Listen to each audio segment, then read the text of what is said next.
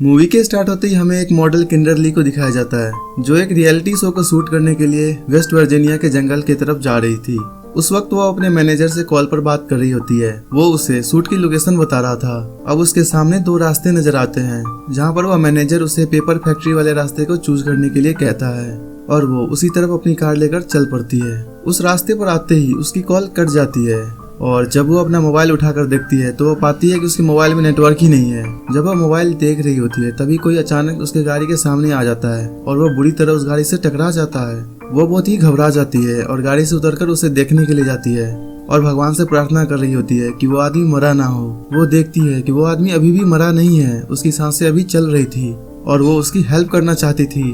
वो जैसे ही उसके पास आती है वो आदमी उसे झपट कर पकड़ लेता है। वो उसके नीचे वाले होठ पर काटकर उसे पूरी तरह से अलग ही कर देता है और उसके होठ को कच्चा चबा जाता है। अब किम्बरली दर्द से तड़प रही होती है और वो वहां से भागने की कोशिश करती है, लेकिन तभी सामने से एक और म्यूटेंट आ जाता है और उसके पास आकर खड़ा हो जाता है और उसे पकड़ लेता है। वो थ्री फिंगर था जो कि रॉन्ग टर्न के फर्स्ट पार्ट में बच गया था और वो थ्री फिंगर किम्बरली को सीधा खड़ा करके अपनी कुल्हाड़ी से उसके दो टुकड़े कर देता है। वो दोनों उसके बॉडी का एक एक टुकड़ा पकड़ के वहाँ से चल देते हैं। ये सीन बहुत ही डिस्टर्बिंग थी। इसके बाद हमें एक रिटायर्ड कर्नल जिसका नाम डेल मर्फी होता है हमें दिखाया जाता है और वही वेस्ट वर्जीनिया में शूट हो रहे रियलिटी शो के होस्ट होते हैं। शो का नाम एपोकलिप्स होता है। इसमें टोटल 6 पार्टिसिपेंट होते हैं जिसमें किम्बरली जो कि वहाँ पर मारी जा चुकी थी। शो को माइकल नाम का एक लड़का डील कर रहा होता है और वही शो का डायरेक्टर होता है। अब ये लोग शूटिंग के लिए रेडी हो जाते हैं लेकिन किम्बरली वहाँ पर मौजूद नहीं थी। इस पर माइकल डिसाइड करता है कि वो उसके बिना ही शो को शूट करेगा और वह शो के प्रोड्यूसर मारा को कहता है कि वह छठा कंटेस्टेंट बन जाए और वो इस बात के लिए एग्री हो जाती है। वो लोग पूरे जंगल में कैमरा फिट कर देते हैं ताकि सारे कंटेस्टेंट पर नजर रखी जा सके और साथ ही साथ वो हर एक पार्टिसिपेंट पर भी कैमरा लगा देते हैं और फिर वो लोग शूटिंग स्टार्ट कर देते हैं। डेल को वो लोग एक अजीबोगरीब टास्क दे देते हैं। उसे कहते हैं कि तुम्हें जंगल में जाकर खाना ढूंढना है। 6 के 6 पार्टिसिपेंट को वो लोग एक एक टीम में डिवाइड कर देते हैं और उन्हें सारे रूल्स बता दिए जाते हैं। इसके बाद शो स्टार्ट हो जाता है और फिर उन लोगों ने जो कैमरा लगाया था उसके फुटेज में हम नील को देखते हैं जो उस वक्त टॉयलेट कर रहा होता है और तभी थ्री फिंगर उसके पास आ जाता है और उसका गला काटकर उसे मार डालता है। इसके बाद हम देखते हैं डेल को जो कि जंगल में खड़े होकर सेटअप कर रहा होता है। जब वो आता है तो वह पाता है कि उसके गाड़ी को किसी ने तीर मारकर पंचर कर दिया है। इसके बाद उस पर भी कोई अचानक तीरों से हमला करना शुरू कर देता है लेकिन वह खुद को बचाकर एक पेड़ के पीछे छिप जाता है। लेकिन सामने से थ्री फिंगर उस पर कुल्हाड़ी फेंकता है। वो कुल्हाड़ी से बच जाता है और अपना चाकू निकालकर थ्री फिंगर पर वार करता है और चाकू जाकर उसके सीने में लगता है। लेकिन थ्री फिंगर पर उस चाकू का जरा भी असर नहीं होता और चाकू पर लगे अपने ही खून को चाटने लगता है। और तभी अचानक एक म्यूटेंट डेल के पीछे से आता है और उस पर हमला करके उसे बेहोश कर देता है। दूसरी तरफ माइकल जो कि टीम ए को शूट कर रहा होता है जो कि अपने चैनल को फेमस करने के लिए दुनिया को सर्वाइवल के अलावा कुछ और दिखाना चाहता था, लेकिन जैक इस बात से इनकार कर देता है। वो कहता है मैं ऐसा कुछ नहीं करूँगा क्योंकि उसकी फैमिली को भी ये शो देखना है। ये कहकर वो वहाँ से चला जाता है। लेकिन लीना यह मौका गंवाना नहीं चाहती थी। वो चाहती थी कि वह शो में सबसे ज्यादा नजर आए, इसीलिए वो माइकल को लालच देती है। लीना और मारा को एक टास्क मिलता है। वो टास्क ये था कि उसे रिवर के पास जाकर अपना टास्क को कंप्लीट करना था और वो लोग तेजी से भागकर रिवर के पास आ जाते हैं और मारा उस टास्क को पूरा करने के लिए आगे बढ़ती है और देखते ही देखते वह उस टास्क को कंप्लीट कर लेती है और वह साथ में माइकल और एलिना को भी देख लेती है, जिसे देखकर वो काफी डिसअपॉइंट होती है क्योंकि ये सब कुछ वो माइकल के लिए ही कर रही होती है। वो काफी दुखी हो जाती है जिस पर लीना उसे बहुत ही समझाती है। एम्बर और जॉन्सी को जंगल में एक बारबेक्यू नजर आता है और वो समझते हैं कि शायद यही उनका टास्क है और वो उसे एक कपड़े की मदद से उठाकर वहाँ से ले जाते हैं। मारा उस जगह को छोड़ना चाहती थी और वो चलते चलते एक घर के सामने आ जाती है और वो लोग उस घर के अंदर पहुंच जाते हैं ताकि वो घर में एक फोन ढूंढ सके। उस घर में हमें डिफॉर्म हुए लोगों की पिक्चर्स नजर आती है। उसमें टोटल 4 लोग होते हैं, पा, माँ, ब्रदर और सिस्टर। वो लोग बहुत ही खतरनाक म्यूटेंट थे। ये लोग उसे देख ही रहे होते हैं कि तभी कोई चिल्लाते हुए घर के अंदर आने लगता है। वो लोग घर के अंदर छुप जाते हैं और वहाँ पर देखते हैं कि माँ एक बच्चे को डिलीवरी देने वाली होती है। वहाँ पर माँ और सिस्टर होते हैं। माँ को डिलीवरी पेन हो रहा था। सिस्टर उसे टेबल पर लिटा देती है और माँ वहीं पर एक अजीब से दिखने वाले बच्चे को जन्म देती है। ये मंजर बहुत ही ज्यादा खौफनाक था। लीना और मारा उस बच्चे को देख रही होती है और तभी सिस्टर की नजर उस पर पड़ जाती है। जैसी वो उसे देखती है वो उस पर झपट पड़ती है उससे बचने के लिए वो दोनों एक रूम के अंदर चले जाते हैं और दरवाजे को बंद कर देते हैं, लेकिन बाहर से सिस्टर उस दरवाजे को तोड़ रही होती है।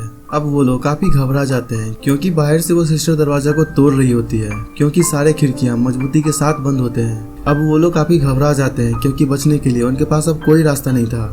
उन्हें कुछ समझ नहीं आ रहा होता है कि अब वो क्या करे और मजबूरन उन्हें टॉयलेट से होकर बाहर निकलना पड़ता है। वो लोग अपनी जान बचाकर तेजी से वहाँ भाग रहे होते हैं, लेकिन पा उन्हें देख लेता है और वो एक कुल्हाड़ी उनकी तरफ फेंक देता है जो कि सीधा मारा के सर पर जाकर लगती है।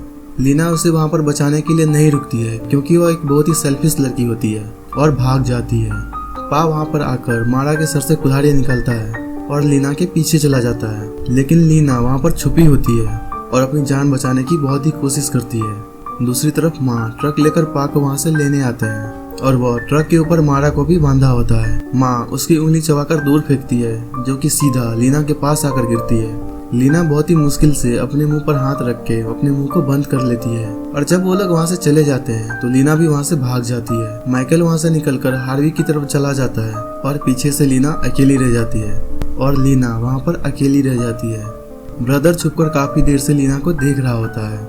इतनी देर में सिस्टर भी वहाँ पर पहुँच जाती है और वो उसे देखकर जेलस होती है और ब्रदर को पीटना शुरू कर देती है। लीना वहाँ से भाग रही होती है कि सिस्टर एक चाकू लेकर उसके पीछे पड़ जाती है।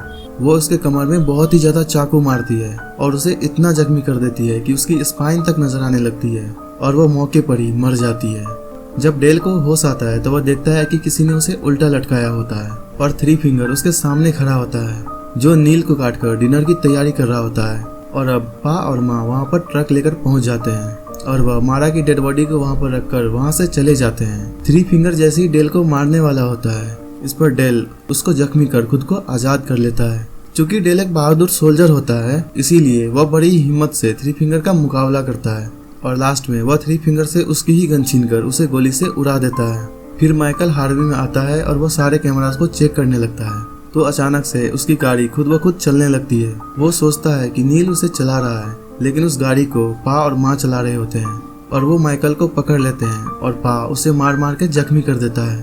दूसरी तरफ जेक, एम्बर और जॉन्सी बड़ी मजे से बारबेक्यू का मजा ले रही होती है। मीना बहुत ही घबराई हुई होती है और वह हाँफते हुए वहाँ पर पहुँच जाती है और वह उन लोगों को सब कुछ सच सच बता देती है और वो कहती है कि अब हमें यहाँ पर एक मिनट भी नहीं रुकना चाहिए, यहाँ पर बहुत ही ज्यादा खतरा है।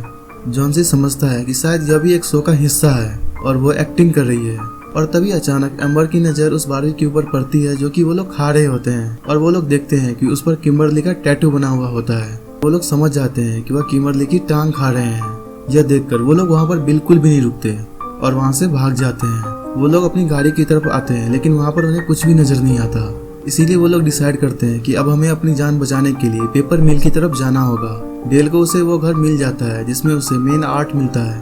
मेन आर्ट मूवी के फर्स्ट पार्ट में गैस स्टेशन का मालिक होता है। डेल वहाँ अपने जख्मों पर टाँके लगा रहा होता है और मेन आर्ट उन्हें उस म्यूटेंट के बारे में बताता है। वो उसे बताता है कि म्यूटेंट पेपर मिल से निकलने वाले केमिकल वेस्ट की ही पैदावार है। जैसे ही उसे पता चलता है कि डेल ने थ्री फिंगर को मार दिया है, वो उस पर अटैक कर देता है और साथ में कहता है कि थ्री फिंगर मेरा बेटा था। डेल वहाँ पर पड़ा हुआ एक डायनामाइट उठाता है और उसे मेन आर्ट के पीछे लगा देता है जिससे कि बहुत ही बड़ा ब्लास्ट होता है और मेन आर्ट के टुकड़े टुकड़े हो जाता है। इसके बाद डेल उस म्यूटेंट से लड़ने की तैयारी करता है और वो सारे इंस्ट्रूमेंट इकट्ठा कर लेता है जो कि म्यूटेंट से लड़ने में उसकी मदद कर सके। वो चारों उस मील को ढूंढ रहे होते हैं और तभी उसे जंगल से किसी के चिल्लाने की आवाज आती है। वो दोनों ब्रदर और सिस्टर होते हैं। जब वो दोनों उसे देखते हैं तब वो उनके पीछे पड़ जाते हैं। मीना यहाँ पर भी खुदगर्जी दिखाती है और वो वहाँ से तीनों को छोड़कर अकेले ही भाग जाती है, लेकिन वो तीनों उनका मुकाबला करते हैं। वो तीनों उनसे लड़कर मारते भी हैं और वहाँ से भाग जाते हैं। मीना भागते भागते गड्ढे में गिर जाती है। वो बाहर आने की बहुत ही कोशिश करती है लेकिन वो नाकाम रहती है। मीना चूंकि एक खुदगर्ज लड़की होती है और सबको वहाँ पर अकेला छोड़कर भाग गई होती है, लेकिन फिर भी जैक उसे ढूंढने का फैसला करता है और वह एम्बर और जॉन्सी को कहता है कि तुम दोनों मील की तरफ चले जाओ, हम वहीं पर मिलेंगे।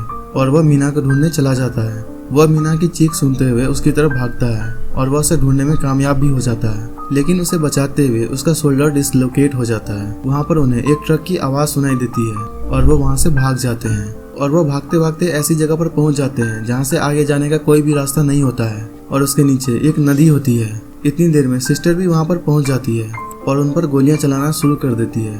उनके पास बचने का कोई भी रास्ता नहीं होता, इसीलिए वो दोनों उस रिवर में कूद जाते हैं। एम्बर और जॉन्सी अब भाग रहे होते हैं और जॉन्सी एक ट्रैप में फंस जाता है। एम्बर उसे बचा रही होती है लेकिन वो भी एक ट्रैप में फंस जाता है। इतनी देर में पा और ब्रदर भी वहाँ पर पहुँच जाते हैं। पा उन लोगों पर निशाना लगा ही रहा होता है लेकिन वो ब्रदर को मौका दे देता है और ब्रदर एक ही तीर से वार करते हुए उन दोनों को मार देता है। मीना और जैक बड़ी मुश्किल से उस मिल पर पहुंच जाते हैं। वहां पर उसे एक अनवारी में एक स्केलेटन मिलता है जो कि एक छोटी बच्ची की थी। मीना उसे देखकर बहुत ही डर जाती है। उसे देखकर ऐसा लग रहा था जैसे वो इस म्यूटेंट से डरकर छुपी हुई हो और वो सोचती है कि शायद यह बच्ची भी उस म्यूटेंट से बचने के लिए यहाँ पर छुपी हुई थी और इंतजार करते करते वह वहीं पर मर गई। डर की वजह से मीना वहाँ से भागने लगती है लेकिन जैक उसे पकड़ लेता है और उसे कहता है कि जॉन्सी और अम्बर यहाँ पर आने वाले हैं, हमें उनका वेट करना चाहिए। वहाँ पर वह देखते हैं कि वहाँ पर बहुत ही ज्यादा तादाद में विक्टिम्स की गाड़ियाँ पड़ी हुई थी जो कि तादाद में बहुत ही ज्यादा थी और वहाँ पर उसकी गाड़ी भी खड़ी थी जहाँ से माइकल के चिल्लाने की आवाजें आ रही होती है। वो दोनों उसे बचाने के लिए आगे बढ़ते हैं। जब वो अंदर जाकर देखता है तो वह पाता है कि माइकल वहाँ पर लाइव आ रहा होता है।